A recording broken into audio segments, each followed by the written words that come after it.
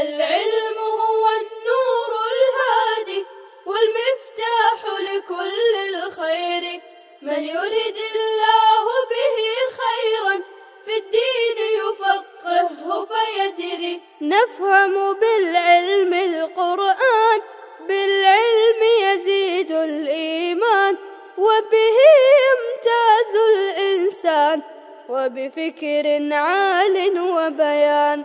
بسم الله الرحمن الرحيم. الحمد لله رب العالمين والعاقبة للمتقين والصلاة والسلام على سيد الأنبياء والمرسلين سيدنا وحبيبنا وحبيب رب العالمين محمد وعلى آله وأصحابه ومن هدى بهديه إلى يوم الدين.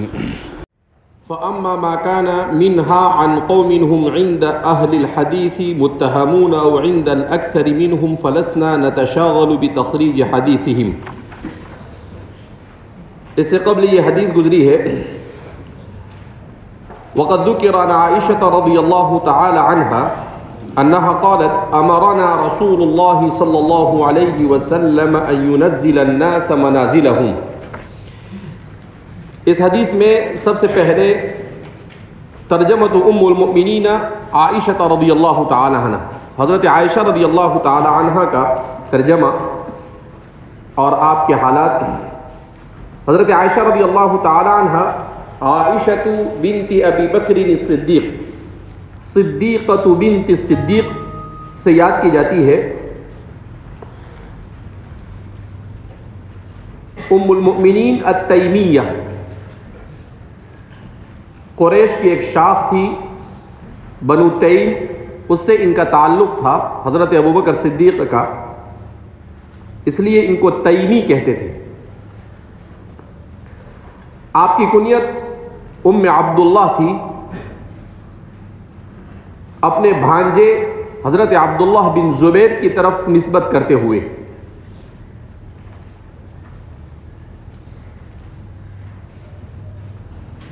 آپ کی والدہ محترمہ کا نام ام رومان بنت عامر، ام رومان بنت عامر تھا.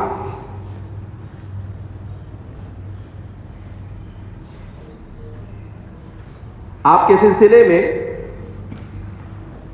حضرات محدثین فرماتے ہیں افقہ النساء مطلقاً، امت مسلمہ کی عورتوں میں سب سے زیادہ فقیہ اگر کوئی عورت ہے تو وہ ام المؤمنین عائشہ صدیقہ رضی اللہ تعالیٰ عنہ. نہ ان کے زمانے میں اور نہ ان کے بعد عورتوں میں آپ جیسی کوئی فقیہ پیدا ہوئی. نبی کریم صلی اللہ علیہ وسلم کے ازواج مطہرات میں ام المؤمنین حضرت خدیجۃ الکبریٰ کے بعد سب سے افضل آپ ہی تھی.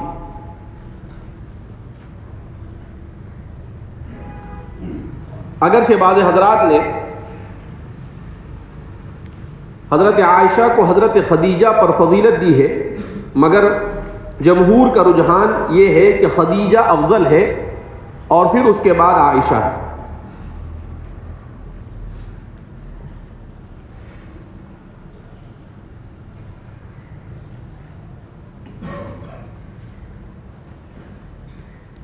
حضرت مسروق جب حضرت عائشہ صدیقہ رضی اللہ تعالی عنہ سے روایت نقل کرتے تھے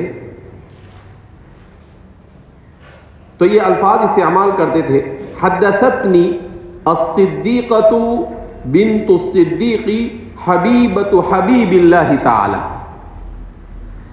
حدثتنی الصدیقۃ بنت الصدیق حبیبۃ حبیب اللہ تعالی.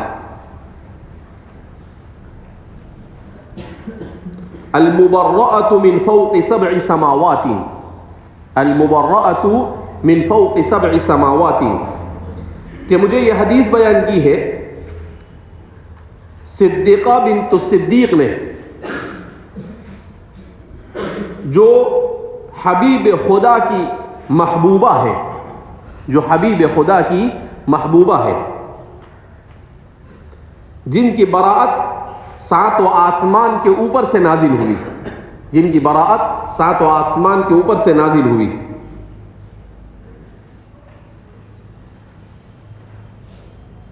اور مسروق فرماتے تھے کہ میں نے حضرات صحابہ کرام رضوان اللہ تعالی عنہم اجمعین کو دیکھا کہ جب ان پر کوئی مسئلہ مشکل ہو جاتا تو ام المؤمنین عائشہ کی طرف رجوع کیا کرتے تھے.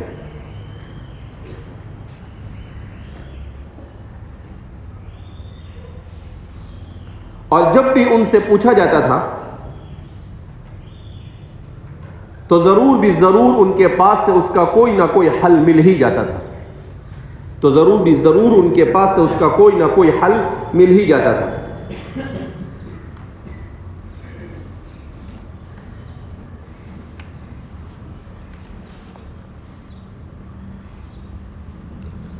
قبیصہ بنت زؤیب فرماتے ہیں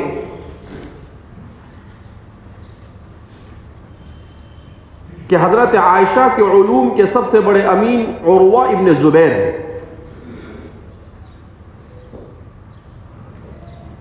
اس لیے کہ وہ ان کے بھانجے تھے، ہر وقت ان کے پاس رہتے تھے.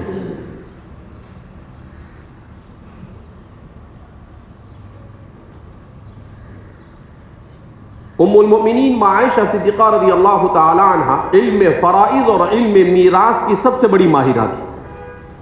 علم فرائض اور علم میراث کی سب سے بڑی ماہرہ تھی.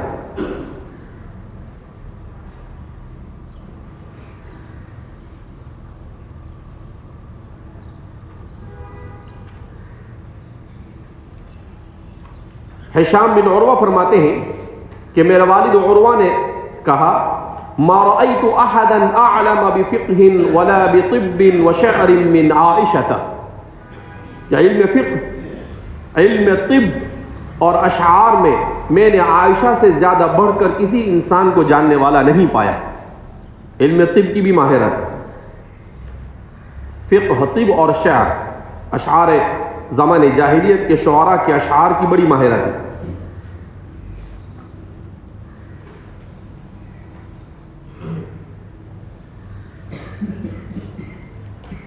حضرت زہری فرماتے تھے لو جمع علم عائشة الى علم جميع ازواج النبي صلی اللہ علیہ وسلم وعلم جميع النساء لكان علم عائشة افضل. زہری فرماتے ہیں کہ اگر نبی کریم صلی اللہ علیہ وسلم کی تمام ازواج کا علم جمع کیا جاوے اور دنیا کی تمام عورتوں کا علم جمع کر دیا جاوے تب بھی عائشہ ان میں فوقیت حاصل کر لے گی.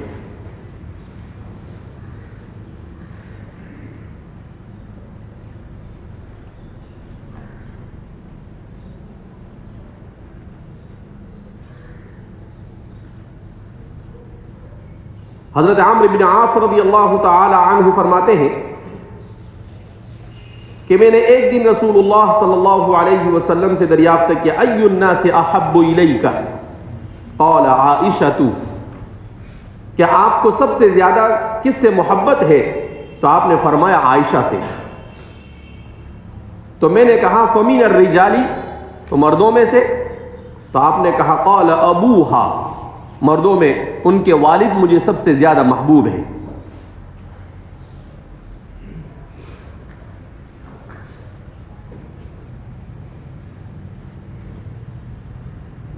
حضرت ابو موسیٰ اشعری اور دیگر متعدد صحابہ سے روایت مروی ہے نبی کریم صلی اللہ علیہ وسلم نے ارشاد فرمایا فضل عائشة على النساء كفضل الثريد على سائر الطعام. متفق علیہ. کہ عائشہ کی فضیلت دنیا کی دیگر تمام عورتوں پر ایسی ہی ہے جیسے سرید کو تمام کھانوں پر فضیلت.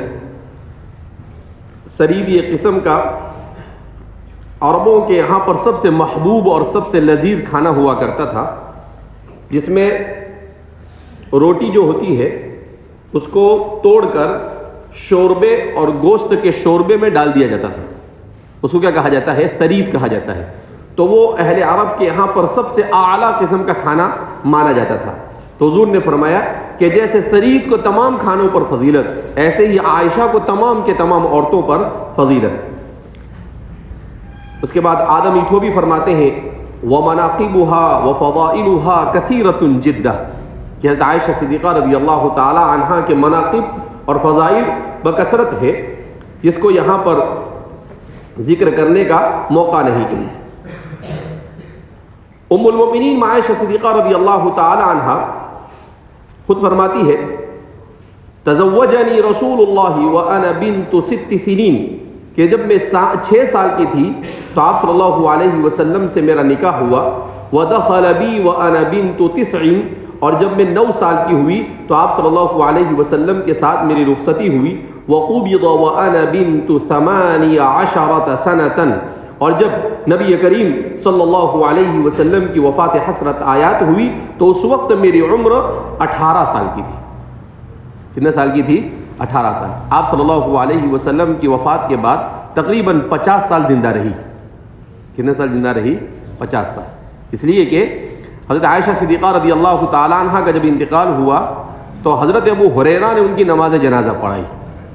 ایک نمبر روایت کرنے والے ابو ہریرہ اور دوسرا نمبر حضرت عائشہ کا آتا ہے، تو حضرت ابو ہریرہ نے ان کی نماز جنازہ پڑھائی، اور حضرت ابو ہریرہ رضی اللہ تعالیٰ عنہ کا انتقال سن ہجری 60 میں ہوا ہے، تو حضرت عائشہ کا انتقال کب ہوتا ہے؟ سن ہجری 59 میں، یعنی 60 سے پہلے ہوا ہے۔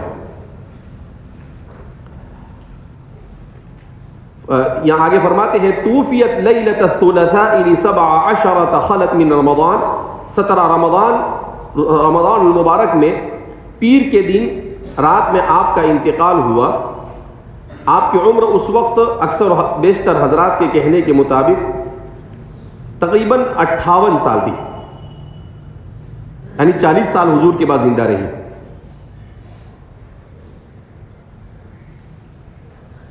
آپ کو بقیع میں دفن کیا گیا۔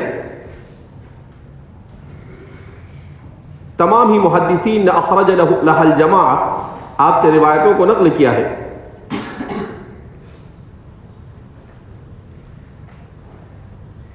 امام عبد الرحمن الجوزی نے اپنی کتاب المجتبہ میں لکھا ہے کہ ام المؤمنین عائشہ صدیقہ رضی اللہ تعالی عنہا کی روایت کی تعداد 2210 ہے۔ 2210 حدیثیں آپ سے مروی ہیں۔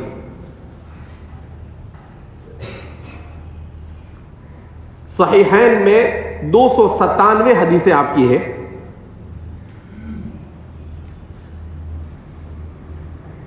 متفق علیہ روایت جس کو امام بخاری اور امام مسلم دونوں نے نقل کیا ہے 174 ہے، اور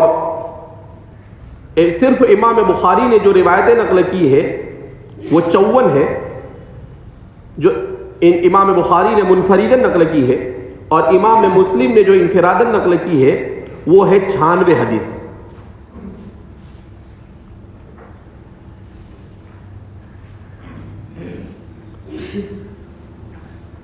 بہرحال یہ ان لوگوں کے لیے ام المؤمنین عائشہ صدیقہ رضی اللہ تعالیٰ عنہ کہ یہ بات خاص طور پر ان کا ذکر اس لیے بھی کیا کہ ام المؤمنین عائشہ صدیقہ رضی اللہ تعالیٰ عنہ کا علم اور پوری امت کو ان کے علم سے فائدہ، یہ اس بات کی دلیل ہے کہ اسلام نے عورتوں کو علم سیکھنے سے منع نہیں کیا، جیسا کہ ہمارے زمانے میں ہوا کھڑا کیا جاتا ہے کہ اسلام یہ عورتوں کے حقوق کو پامال کرتا ہے۔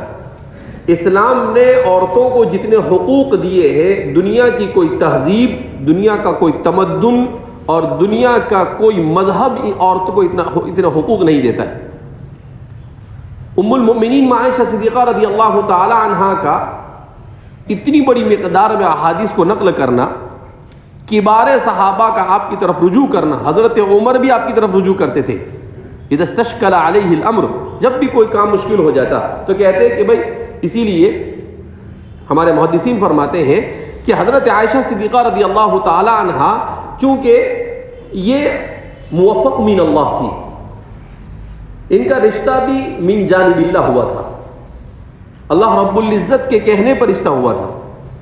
اللہ کے رسول صلی اللہ علیہ وسلم کو کہا گیا کہ آپ فلاں عورت سے نکاح کریں، تو آپ اللہ سے وحی کی بنیاد پر ان کا رشتہ طے ہوا، اور پھر اس کے بعد آپ صلی اللہ علیہ وسلم 9 سال کی عمر میں آپ صلی اللہ علیہ وسلم یا آپ صلی اللہ علیہ وسلم کی ایک ہی بیوی تھی جو منکوحہ نہیں تھی پہلے، ورنہ آپ صلی اللہ علیہ وسلم کی جتنی بھی عورتیں تھیں اس سے پہلے وہ ساری کے ساری مطلقہ تھی، سوائے حضرت عائشہ صدیقہ رضی اللہ تعالیٰ عنہ، یا تو مطلقہ تھی یا متوفی عنہا زوجہا تھی، اس سے پہلے جتنی بھی تھی، صرف حضرت عائشہ صدیقہ رضی اللہ تعالیٰ عنہ سے جب حضور کی رخصتی ہوئی اس وقت آپ کی کتنی عمر تھی؟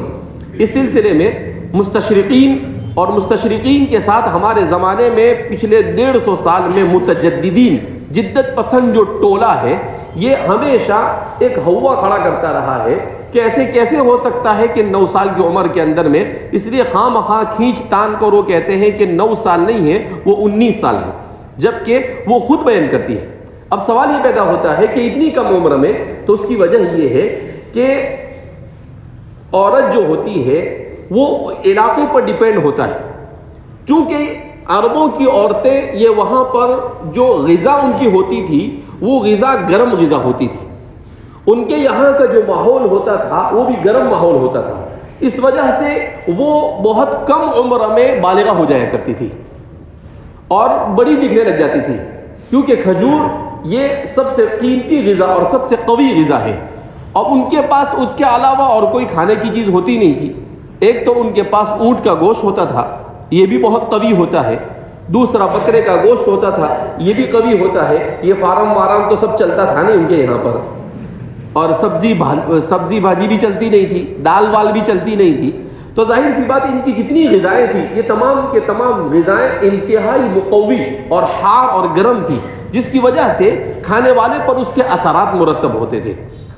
تو اگر ان کا نکاح آپ صلی اللہ علیہ وسلم سے، بہت سارے لوگ کیا ہمدردی بتلانا چاہتے ہیں کہ اگر آپ صلی اللہ علیہ وسلم کا نکاح عائشہ سے 9 سال میں بتلائے تو آپ صلی اللہ علیہ وسلم کے اوپر چھوٹی بچی سے نکاح کرنے کا الزام لگا ہوا ہے، تو بیٹھنا چپ چاپ، تجھے کیا ہمدردی آ گئی بھائی؟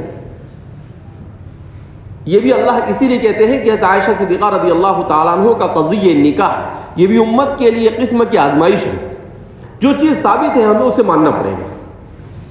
اور اللہ کے رسول صلی اللہ علیہ وسلم کی نکاح میں حضرت عائشہ کو اتنی کم عمر میں اس لیے دینے کا اللہ رب العزت نے فیصلہ کیا، اس لیے کہ انسان کے سیکھنے کی یہ عمر ہوتی ہے، اور اللہ کے رسول صلی اللہ علیہ وسلم کی گھریلو جو تعلیمات تھی وہ تعلیمات جب تک کہ عائشہ جیسی کوئی بیوی آپ کی نہ ہوتی، آپ کی پوری گھریلو زندگی یہ لوگوں کے سامنے نہیں آ سکتی تھی۔ تو آپ کی پوری گھریلو زندگی کو، اس لیے کہ معاشرت یہ اہم ترین شعبہ ہے، اللہ کے رسول صلی اللہ علیہ وسلم فرماتے ہیں خیرکم خیرکم لأہلکم وانا خیر لأہلی۔ اب آپ انا خیر لأہلی یہ کیسے ثابت کر سکتے؟ جب تک کہ آپ کی کوئی زوج محترمہ آپ کی تمام کے تمام تفصیلات کو بیان نہ کرتی، وہاں تک کہ آپ کا عملی طور پر خیرکم لأہلی وانا خیر لأہلی یہ ثابت نہیں ہو سکتا تھا۔ تو اس لیے اللہ رب العزت نے حضرت عائشہ صدیقہ رضی اللہ تعالی عنہا کا انتخاب کیا، اور حضرت عائشہ صدیقہ رضی اللہ تعالی عنہ جزاہ اللہ عن امت محمد خیرہ، پوری امت کی طرف سے اللہ آپ کو اس کا بہترین اجر عطا فرمائے کہ آپ نے اس چیز کا حق ادا کر دیا۔ ظاہر سی بات ہے اللہ عالم الغیب ہے، اللہ کو معلوم تھا کہ ان چیزوں کا حق سوائے عائشہ کے اور کوئی نہیں ادا کر سکتا ہے۔ تیمم کی رخصت کس کی وجہ سے نازل ہوئی؟ ببرکت عائشہ۔ اگر عائشہ کا قلادہ گم نہ ہوتا تو کبھی بھی تیمم نازل نہ ہوتا اسباب ظاہریہ کے درجے میں۔ اسی لیے حضرت اسید بن حضیر رضی اللہ تعالی عنہ جو انصار کے بڑے کبار صحابہ میں سے تھے، ان صحابہ میں سے تھے، اتنا بہترین قرآن پڑھتے تھے کہ جب وہ قرآن پڑھتے تھے الملائکۃ تنزل لسماعہ، ان کے قرآن کو سننے کے لیے ملائکہ آسمان سے زمین پر اتر آتے تھے، اتنا بہترین قرآن پڑھتے تھے اسید بن حضیر۔ تو اسید بن حضیر جب یہ تیمم کی آیت نازل ہوئی تو ایک طرف تو حضرت ابو بکر ہے کہ وہ گرم ہو گئے اپنی بیٹی پر، اس لیے کہ ان کا ہار وہ کسی اور کا ہار پہن کر لائی تھی عاریتن لے کر، اور وہ بھی گر گیا، قضاء حاجت کے لیے کہیں پر گئی تو گر گئے۔ اب حضرت عائشہ صدیقہ رضی اللہ تعالیٰ عنہ بہت دبلی پتلی تھی، تو وہ کجاوے میں بیٹھتی تھی تو پتہ بھی نہیں چلتا تھا کہ کجاوے میں کوئی ہے، یا ان کا وزن ہی نہیں تھا، تو اٹھانے والوں نے ایسا سمجھا کہ وہ بیٹھی ہوئی ہے، جبکہ وہ گئی ہوئی تھی ہار تلاش کرنے کے لیے۔ انہوں نے لیا اور رکھ کے چل دیے، لوگ سمجھ رہے کہ عائشہ اس میں ہے، لیکن عائشہ تو اس میں تھی نہیں۔ عائشہ جب اپنا ہار ڈھونڈ کر آئی تو دیکھا کہ قافلہ یہاں سے کیا ہو چکا ہے، روانہ ہو چکا ہے۔ تو دو مسئلے پیش آ گئے، ایک تو جو حضور صلی اللہ علیہ وسلم ہمیشہ اپنے قافلے کے پیچھے ایک صحابی رکھتے تھے، تاکہ اگر کسی کی کوئی چیز گر جاوے، کوئی رہ جاوے، کوئی چیز بھول جاوے تو وہ آدمی اس چیز کو لے کر آئے۔ آپ صلی اللہ علیہ وسلم کی زندگی بڑی منظم تھی، ایسے ہی لاؤبالی پن کی طرح زندگی نہیں تھی، بڑی منظم زندگی تھی۔ آگے بھی آدمی رہتے تھے اور پیچھے بھی آدمی رہتے تھے قافلے کے، اور جب کہیں پر جاتے تھے تو جاتے وقت آپ صلی اللہ علیہ وسلم یہ نہیں کہتے تھے کہ میں وہاں جاؤں، حضور توریے سے کام لیتے تھے۔ اگر مکہ جانا ہے تو مکہ سے پہلے کی بستی کا نام لیتے تھے، تاکہ دشمن الرٹ نہ ہو جائے، چوکنا نہ ہو جاوے کہ شاید ہمارے اوپر حملہ کرنے آئے۔ تو جاسوس بھی سمجھ میں نہیں آتا تھا اس کو کہ یہ کہاں پر جا رہے ہیں، کیونکہ جاسوس گھومتے رہتے تھے۔ ابھی حافظ عبدالصمد کے ساتھ 2 دن پہلے ہم سفر میں جا رہے تھے، تو ایک جگہ پر مجھے 2-3 کام تھے، تو ان کا بھی کچھ کام تھا، تو میں نے کہا آپ بھی چلو ساتھ میں، آپ کا بھی کام ہو جائے گا۔ تو وہاں پر ایک جگہ پر گاڑی روکی اسٹیشن پر، تو حافظ سمجھ سے اس نے پوچھا کہاں جا رہے ہیں، تو بولے ڈیریا پاڑا جا رہا ہوں۔ تو میں نے کہا کہ آپ سنت کی نیت کر لو ڈیریا پاڑا بول کے۔ کہا کیوں؟ میں نے کہا آپ نے ایک سنت پر عمل کر لیا۔ میں نے کہا یہ توریہ ہے، اس لیے کہ ہم کو جانا ہے ڈیریا پاڑا سے آگے انکلیشور، اور آپ نے اس سے پہلے والے اسٹیشن کا نام لیا۔ میں کہا حضور بھی ایسے ہی کرتے تھے۔ تو وہ کہا کہ اچھا ہم کو معلوم تھا، اچھا وہ آپ نے بتایا۔ تو میں نے کہا کہ اس کو توریہ کہتے ہیں، تو یاد کر لیا۔ اس کے بعد وہ ڈرائیور کو بولتے ہیں تیرے کو یاد نہیں رہے تو توالیہ یاد رکھ لینے کا، بولے۔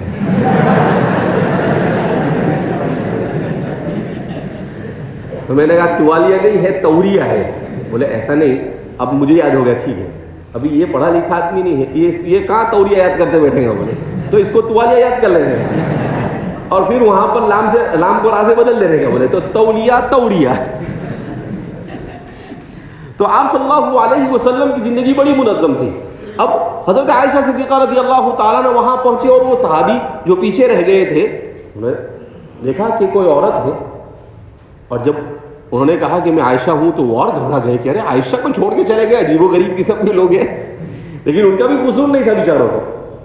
تو اب وہاں پر پہنچے، تو وہاں پر پہنچنے تک لوگ وہاں حضرت عائشہ صدیقہ رضی اللہ تعالیٰ عنہ کو لے کر پہنچے، تو ایک نیا مسئلہ کھڑا ہو گیا، منافقین نے ہوا کھڑا کر دیا۔ حضرت عائشہ صدیقہ رضی اللہ تعالیٰ عنہ کے اوپر بہتان لگایا کہ ریاض باللہ یہ صحابی کے ساتھ ان کے ناجائز تعلقات، ایک نیا بوال کھڑا ہو گیا۔ اور ایک طرف مسلمانوں کے پاس پانی ختم ہو گیا، نماز کا وقت ختم ہونے جا رہا تھا، اور اس کے لیے وضو کے لیے پانی نہیں تھا، تو آیت نازل ہوئی تیمم کی، آیت تیمم نازل ہوئی۔ جیسے آیت تیمم نازل ہوئے، اسید ابن حضیر وہیں پر تھے، تو اسید ابن حضیر نے کہا ہذہ لیس اول برکت، اے صدیق ابوبکر صدیق کے خاندان والوں، یہ تمہاری پہلی برکت نہیں، ایسی تو بہت ساری برکتیں امت کو تمہاری برکت سے حاصل ہوئی ہے۔ تو کہا کہ تمہارا پیچھے رہ جانا بھی یہ امت کے لیے رحمت سے خالی نہیں، تمہارا کسی چیز کا بھول جانا بھی امت کے لیے رحمت سے خالی نہیں۔ تو ام المؤمنین عائشہ صدیقہ رضی اللہ تعالیٰ عنہ بہرحال بڑی فاضلہ تھی۔ اسلام نے عورتوں کے جو حقوق دیے ہیں اس کی نظیر دنیا میں کہیں نہیں مل سکتی۔ ابھی کرنٹ بات ہے، مولانا اکرم ندوی انہوں نے کتاب لکھی ہے اعلام و اعلام النساء، محدثین میں کون کون عورتیں محدثات تھی۔ آپ کو معلوم ہے کتنی جلدوں میں؟ 47 جلدوں میں۔ کتنی جلدوں میں؟ 10,000 محدثات کا ذکر کیا انہوں نے۔ ابھی گرم چھپی ہے کتاب، 1 مہینہ بھی نہیں ہوا ہے، ابھی چھپی ہے 47 جلدوں میں۔ انہوں نے جمع کیا ہے کہ کون کون سی عورتیں تھیں جنہوں نے علم حدیث میں، علم فقہ میں اور علوم کے باب میں اپنا لوہا منوایا۔ تو یہ کیوں؟ اس لیے کہ اللہ کے رسول صلی اللہ علیہ وسلم کی بیوی ام المؤمنین عائشہ صدیقہ رضی اللہ تعالیٰ عنہ کے ایسے فضل و کمال کو دیکھ کر بعد میں بھی عورتوں نے اپنے آپ کو اس میدان کے اندر میں جھونکا ہے۔ تو ایسا نہیں ہے کہ اسلام نے دنیا کی کوئی بھی تہذیب، دنیا کی کوئی ملت، دنیا کی کوئی قوم لا کر بتلا دے ان کے یہاں پر اتنے سارے لوگ پڑھے لکھے ہو اور اتنے مہذب بھی ہو، پڑھے لکھے ہو اور مہذب بھی ہو، 2 لفظ بول رہا ہوں۔ یعنی دیکھو یہ امت کو گمراہ کرنے کے لیے کیسی کیسی کوششیں کرتے ہیں۔ کل BBC لندن کے اوپر ایک عورت کا انٹرویو میں دیکھ رہا تھا، ہمارے ایک دوست نے مجھے بھیجا، کہا کہ مولانا آپ اس کو دیکھیے۔ کہا میں نے اس کو دیکھا، کیا کیا؟ پڑوسی ملک یعنی پاکستان سے ایک عورت کا انٹرویو لیا، یعنی ہماری عورتوں کے ذہنوں کو خراب کرنے کے لیے کیسے سازشیں کرتے ہیں یہ دشمنان اسلام. وَدَّ كَثِيرٌ مِّنْ أَهْلِ الْكِتَابِ لَوْ يَرُدُّونَكُم مِّن بَعْدِ إِيمَانِكُمْ كُفَارًا. وہ عورت کیا بولتی ہے معلوم؟ بڑی عمر کی ہے، 50-60 سال کی عمر کی ہوگی، بڈھی ہے. بولتی ہے کہ یہ ہمارے معاشرے کے اندر یہ کون سی رسم ہے کہ عورتوں کو دیکھنے کے لیے لڑکیوں کو دیکھنے کے لیے لڑکا آتا ہے اور پھر اگر پسند آئے تو شادی کرتا نہیں، پسند آئے تو چھوڑ دیتا ہے، اور عورت کو کوئی حق نہیں دیا جاتا ہے. کہا کہ مجھے 40 لوگ دیکھنے کے لیے آئے اور مجھے کسی نے پسند نہیں کیا، اور پھر بعد میں ایک آدمی کے ساتھ میرا افیئر ہوا، یعنی اس کے ساتھ میری دوستی ہو گئی، میں فرینڈ بن گئے، اور پھر اس نے میرے سے شادی کیا. اب کہنے کو تو ایسا لگتا ہے کہ چھوٹی سی چیز ہے، لیکن حقیقت میں وہ عورت ہمارے پورے معاشرے کو بگاڑنے کے لیے اس کو استعمال کیا جا رہا ہے، اس کو ہتھا بنایا جا رہا ہے کہ اسلام کی یہ تعلیمات غلط ہے. صریح الفاظ میں نہیں کہا جا رہا ہے، لیکن ان کو یہ سوچنا چاہیے کہ اسلام نے صرف مرد کو حق نہیں دیا ہے، عورت کو بھی حق دیا ہے کہ اگر اسے شوہر پسند ہے تو شادی کرے، ورنہ نہ کہہ دے. اگر ہمارا معاشرہ غلطی کر رہا ہے کہ عورت کو نہیں پوچھ رہا ہے تو معاشرے کی غلطی ہے، اسلام کی کیا غلطی ہے؟ اس میں معاشرے کی غلطی ہے کہ معاشرے نے یہ غلط رسم و رواج کو. اللہ کے رسول صلی اللہ علیہ وسلم کی خدمت میں ایک صحابی آئے اور صحابی نے کہا کہ اللہ کے رسول صلی اللہ علیہ وسلم مجھے نکاح کرنا. تو آپ صلی اللہ علیہ وسلم نے کہا کہ ٹھیک ہے فلاں انصار کے پاس جاؤ. اور وہ صحابی بہت یعنی ان کا کلر بہت سانولا تھا. تو وہ گئے اور کہا کہ آپ صلی اللہ علیہ وسلم نے آپ کی بیٹی سے نکاح کا پیغام لے کر مجھے بھیجا. تو وہ صحابی غصہ ہو گئے، کہا میں اپنی بیٹی کو آپ سے کیسے بھیجا سکتا ہوں؟ وہ بیٹی نے گھر میں سے سن لیا. تو کیا کہتی معلوم اپنے باپ کو؟ کہا کہ والد محترم آپ یہ نہ دیکھو کہ کون پیغام لے کر آیا ہے، آپ یہ دیکھو کہ کس کا پیغام ہے. آپ یہ دیکھو کہ کس کا پیغام ہے. اگر آپ صلی اللہ علیہ وسلم نے بھیجا ہے تو اسی میں میرے لیے خیر ہوگا. آپ اس کی صورت کو اور آپ اس کے ظاہر کو مت دیکھو، لیکن پیغام جس شخص نے بھیجا ہے اس کو دیکھو. تو عورت سے نکاح کے لیے کیا ہو گئی؟ تیار ہو گئی. اللہ کے رسول صلی اللہ علیہ وسلم کے زمانے میں ایک عورت اور ایک صحابی دونوں، ایک غلام تھے اور ایک باندھی تھی. اب دونوں کا نکاح ہوا تھا زمانے جاہلیت میں، اپنے اسلام کے لانے سے پہلے. اس کے بعد کیا ہوا کہ وہ آزاد ہو گئی. وہ کیا ہو گئی؟ آزاد. اب وہ آزاد ہو گئی تو آزاد ہونے کی وجہ سے ان کو حق حاصل ہو گیا کہ چاہے تو وہ ان کے نکاح میں رہے. پہلے وہ اپنے آقا کے زیر لگی تھی، وہ جہاں بیاہ دے وے وہاں پر اس کا بیاہ ہو جائے گا. لیکن اب وہ آزاد ہو گئی تو اسلام نے اس کو حق دیا کہ چاہے تو وہ اس کے نکاح میں رہے، چاہے اسے چھوڑ دے. تو اس نے کہا کہ نہیں، میں تو اس کے ساتھ نہیں رہنا چاہتی ہوں.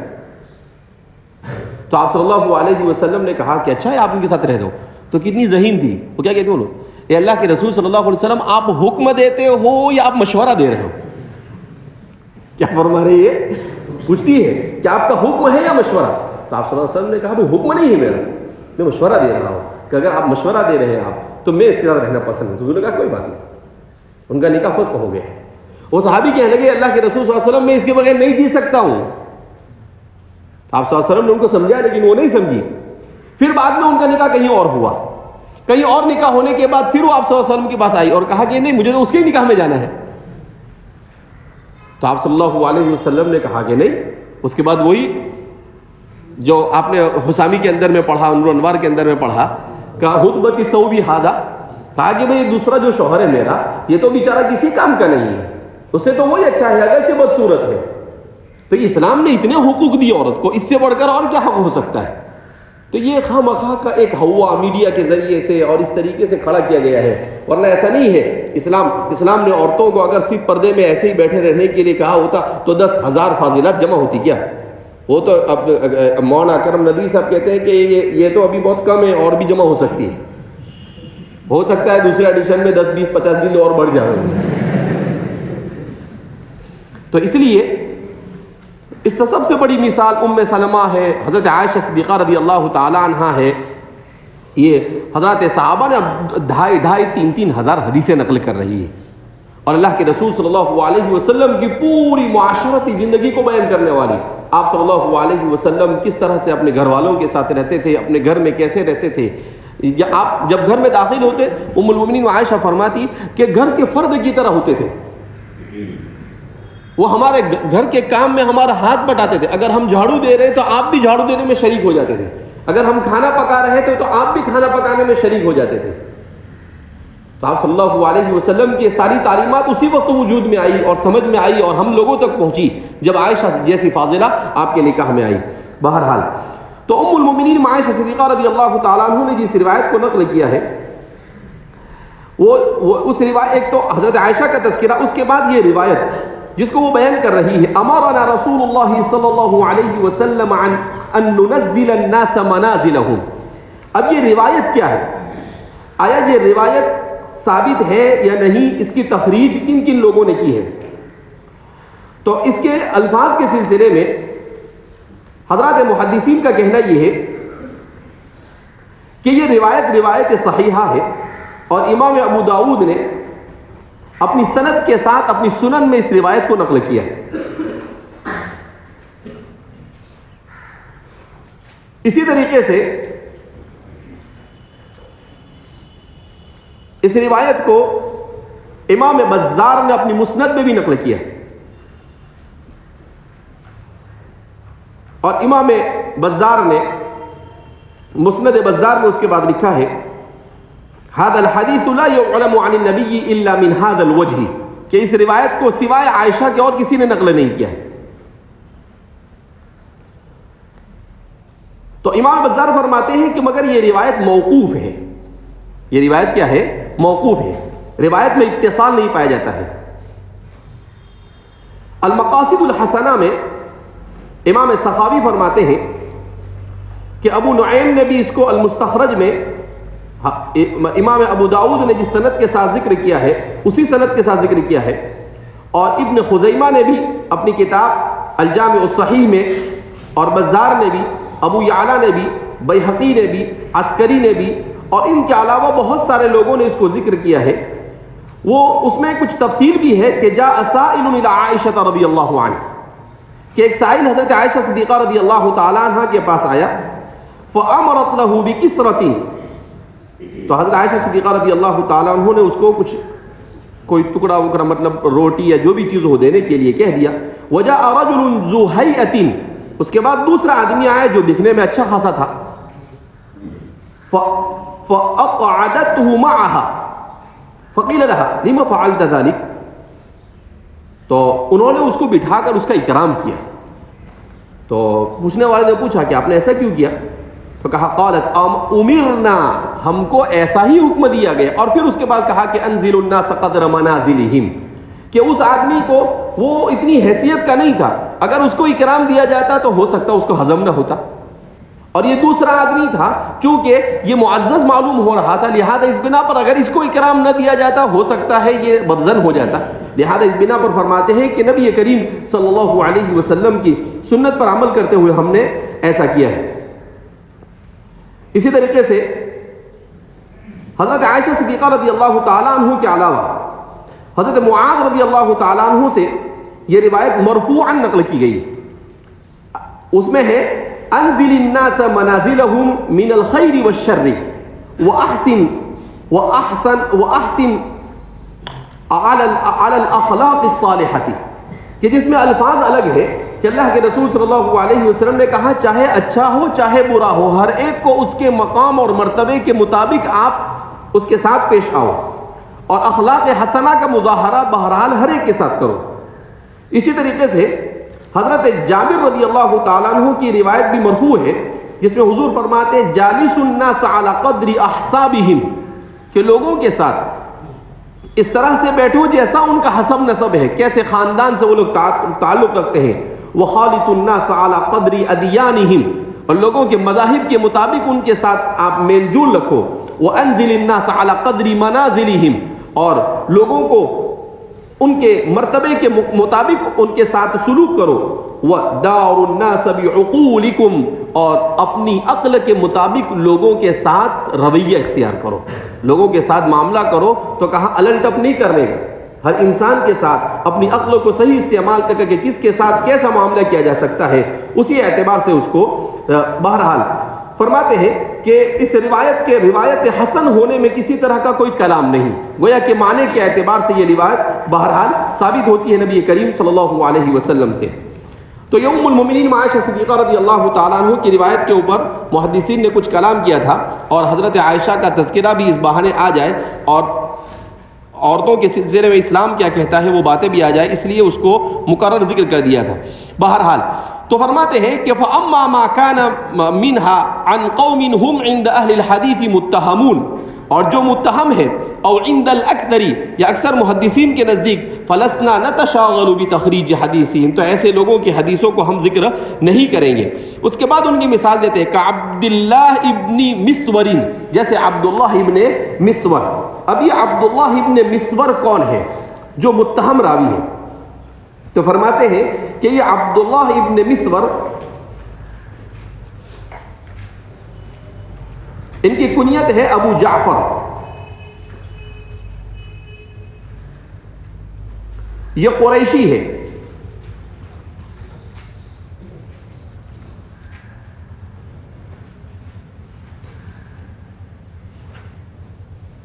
امام احمد فرماتے ہیں احادیثہ موضوعۃ، کہ ان کی احادیث موضوعہ ہے۔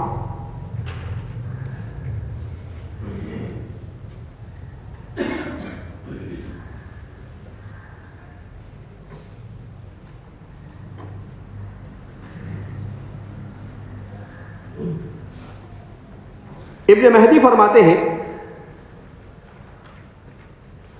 یہ بھائی اس راوی سے کوئی آدمی ہمیں حدیث نہ بیان کرے، لا یحدثنا عنہ احد، ہم سنیں گے نہیں اس راوی کی کسی بھی حدیث کو۔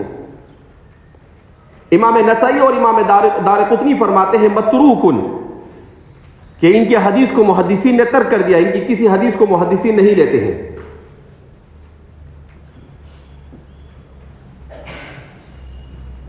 علی ابن المدینی فرماتے ہیں کہ میں نے جریر سے یہ کہتے ہوئے سنا کہ عبداللہ بن جعفر المدائنی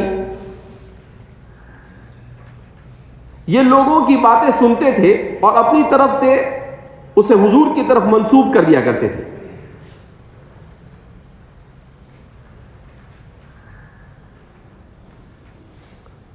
ابو حاتم فرماتے ہیں کہ یہ ضعیف الحدیث ہے۔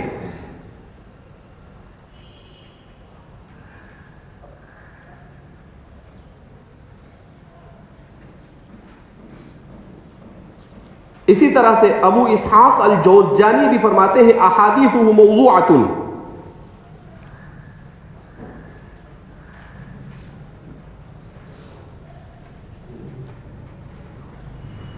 ابن مدینی فرماتے ہیں کہ یہ احادیث کو وضع کیا کرتے تھے، البتہ زہد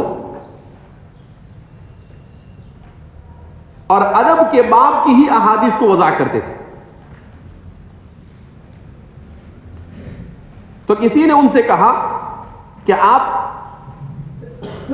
ابواب زہد وغیرہ کی احادیث کو کیوں وضع کرتے ہو؟ تو انہوں نے کہا فیقول ان فیہا اجرا، کہا اس میں تو ثواب ہے۔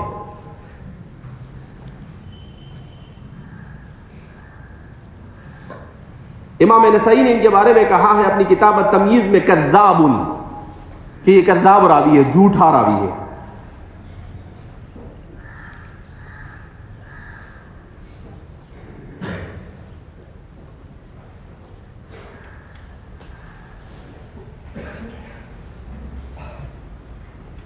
گویا یہ محدثین کے نزدیک وضع حدیث کے باب میں مشہور تھے۔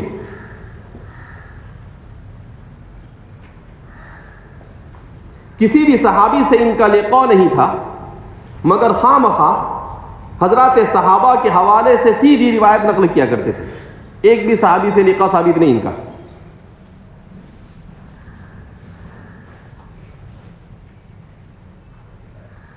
کتب ستہ میں سے کسی نے بھی ان سے روایت کو نقل نہیں کیا ہے.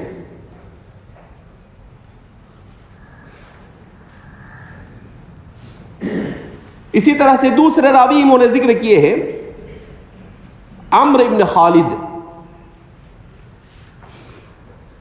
عمرو ابن خالد القرشی الکوفی.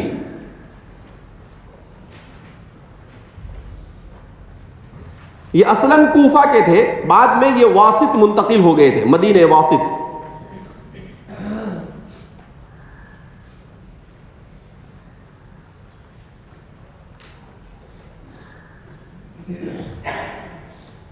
یہ زید ابن علی ابن الحسین سے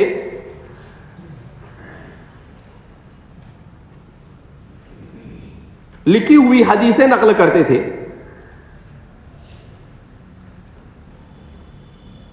اسی طرح سے امام ثوری سفیان ثوری سے بھی روایت نقل کرتے ہیں.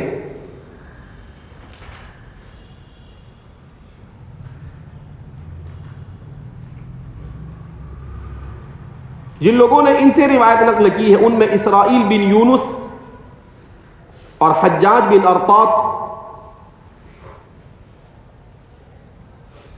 اور ابو حفص الابار وغیرہ ہے.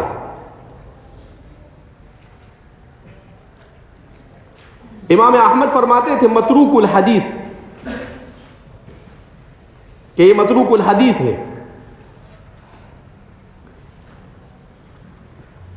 ایک اور موقع پر امام احمد نے فرمایا کذاب، یہ جھوٹا راوی ہے.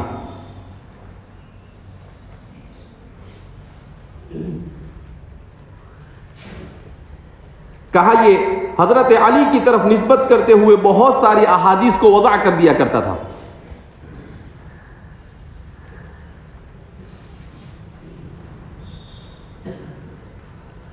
وہ اکثر و بیشتر محدثین نے ان کو واضح حدیث قرار دیا ہے.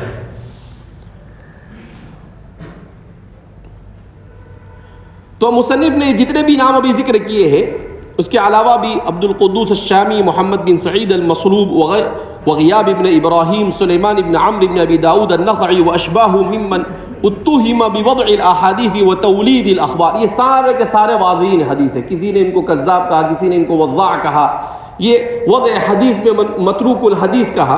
تو اس وجہ سے مصنف فرماتے ہیں کہ ان سے کسی نے روایت نقل نہیں، جنہوں نے احادیث صحیحہ کو نقل کرنے کا التزام کیا ہے ان میں سے کسی نے بھی ان سے روایت کو نقل نہیں کیا ہے. ہاں، جو لوگ کیف متفق روایتوں کو جمع کر دیتے ہیں، جہاں پر صحیح کو تمیز نہیں کرتے. دیکھو ہمارے محدثین نے جو کام کیے ہیں وہ مختلف انداز کے کام ہیں. بعض محدثین وہ ہیں، خاص طور پر تیسری اور چوتھی صدی ہجری کے جو محدثین ہیں، ان کا جو کام ہوتا ہے وہ احادیث صحیحہ کو جمع کرنے کا کام، وہ احادیث صحیحہ کو.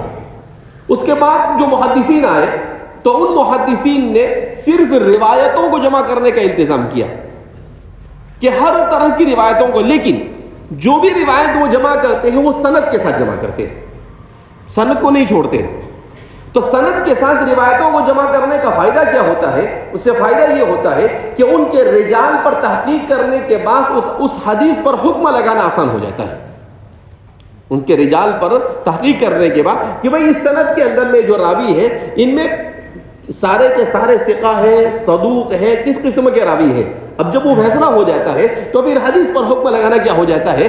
آسان ہو جاتا ہے. کیونکہ امام مسلم نے صحاح کا انتظام کیا ہے کہ احادیث صحیحہ کو نقل کریں گے. اس سے فرماتے ہیں کہ اس قسم کے راویوں سے ہم نے مکمل طور پر کیا ہے؟ اجتناب کیا ہے. وَكَذَلِكَ مِنَ الْغَالِبِ عَلَى حَدِيثِهِ الْمُنْكَرُ أَوِ الْغَلَطُ أَمْسَكْنَا أَيْضًا عَنْ حَدِيثِهِمْ. کہا اسی طریقے سے کہا کہ صرف یہ نہیں ہے تو واضح حدیث ہے، بہت دور کی بات. جو لوگ ایسے ہیں جن کے احادیث منکر ہیں، یعنی جن کے احادیث کے بارے میں اعتماد کے ساتھ کوئی بات نہیں کہی جا سکتی، اس کو منکر الحدیث کہتے ہیں. اور جو کثرت سے احادیث کی اسانید کو بیان کرنے میں غلطی کرتے ہیں. دو قسم کی غلطی ہوتی ہے، ایک تو نحوی صرفی غلطی، اور ایک ایسی غلطی جس سے حدیث کے پورے مفہوم بدل جائے.